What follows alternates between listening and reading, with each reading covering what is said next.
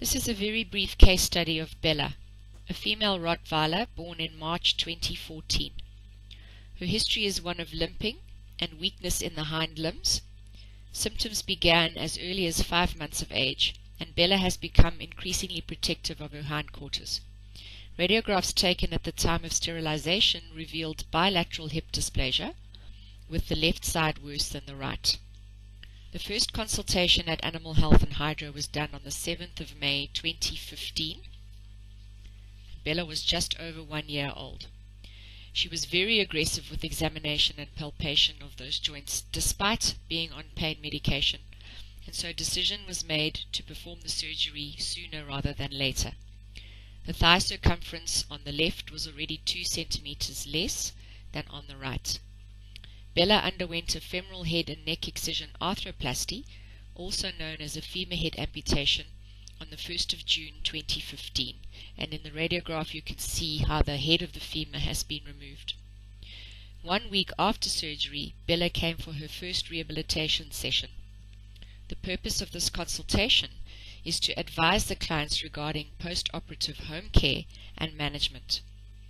We also demonstrate the application of a heat pack and how to perform range of motion exercises of the hip joint.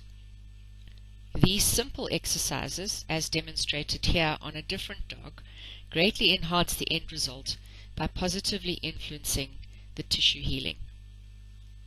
Bella's active rehabilitation began on the 17th of June, 2.5 weeks after the surgery was performed.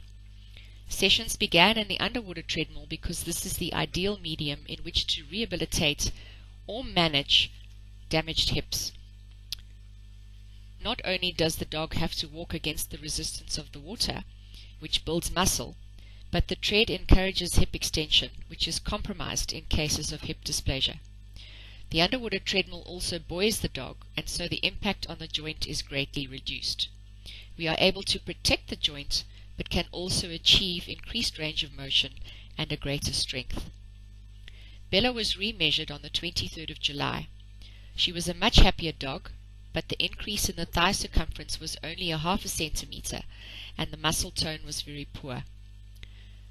A further 8 weeks of rehabilitation was advised, during which we would also focus on transitioning Bella onto a home program.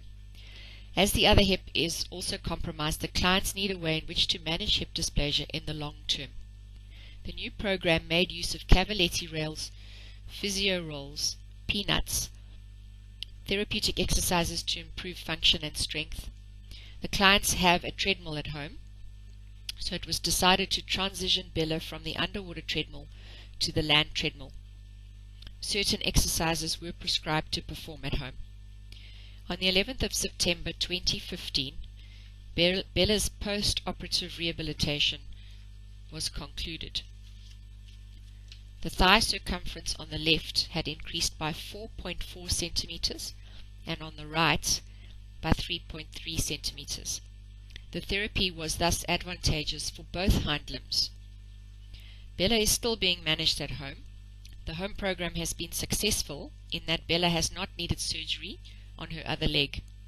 The hip dysplasia is still present, and there will be degenerative changes with time.